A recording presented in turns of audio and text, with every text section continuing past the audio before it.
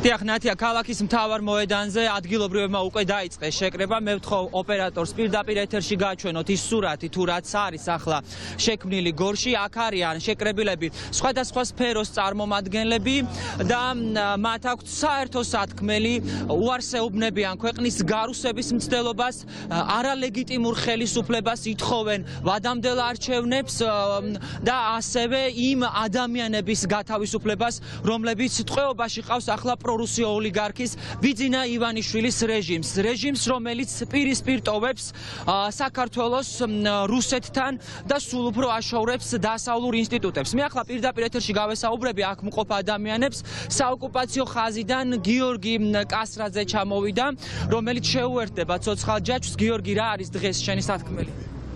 გამარჯობათ, მოგესალმებით, მივესალმები ტელემაყურებლებს. ჩემი სათქმელი არის ის, რომ აი ეს მოედანი იბომბებოდა რუსეთის მიერ, აი ამ მოედანზე სისხლის გუბეები იდგა და მინდა იცოდეს ხელისუფლებამ, რომ როგორც მე, ისე ბევრი პატრიოტი ადამიანი საქართველოს სიცოცხლის ფასად არ დავთმობთ და საქართველო არასდროს არ გარუსდება. საქართველოს რუსული გუბერნია არასდროს არ ერქმევა.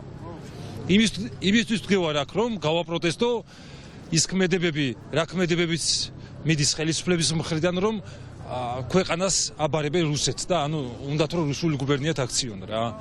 რუსეთი არის ოკუპანტი, რუსეთი არის მტერი და პატრიოტიზმი და ქართული ხალხი აუცილებლად გაიმარჯვებს მშვიდობიანთ, რა თქმა უნდა.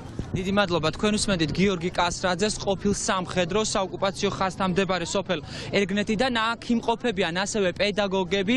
მოგესალმებით. გითხარით, რა არის თქვენი სათქმელი? რატომ დგახართ დღეს გორის მთავარ მოედანზე და რატომ უერთდებით ცოცხალ ჯაჭვს? ჩემი მთავარი მიზანია დღევანდელი აქ დგომის, რომ ეს მთავრობა, რომელმაც გაყალბებით არჩევნები მოიგო, დაშინებით, ძალადობით, მოსყიდვით გადადგეს პირველ რიგში. მე ისედაც 2012 წლიდან ამათი იმედი არ მქონდა, რომ ესენი რამეს გააკეთებდნენ. მაშინ მე მქონდა პროტესტი, იმიტომ რომ მოიყვანეს ბიძინა და ის იყო რუსეთის კაცი და ის ქართველებისთვის არაფერს არ გააკეთებდა ისეც, რომ ხალხის სოციალური პირობები, ადამიანების ცხოვრება გაუმჯობესებულიყო, მოვიდა თავისი გულისთვის, თავის გასამდიდრებლად უფრო მეტად და ვაპროტესტებ, რომ ეს ქართველთ მოძულე კაცი წავიდეს ჩვენი ქვეყნიდან. წავიდეს და დავასრულოთ ეს რეჟიმი და ხალხი დაუბრუნდეს ნორმალური ცხოვრების პირობებს.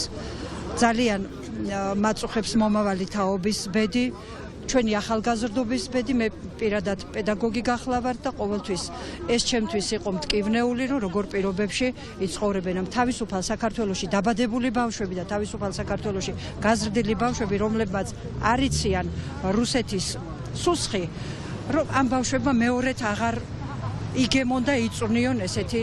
ძალიან დიდი მადლობა.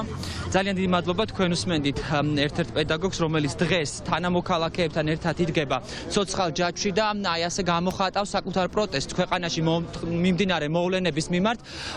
ცოცხალ ჯაჭვში ასევე იდგებიან, როგორც ხედავთ, ხელოვნების სახლის წარმომადგენლები. გორის ფოტოგრაფთა კლუბი არის ასევე ის კლუბი, რომელსაც შენობას ართმევს დღეს მოქმედი რეჟიმი. მოგესალმებით, გითხარით თქვენი პირადი სათქმელი რა არის დღეს, რატომ უერთდებით ამ პროტესტს?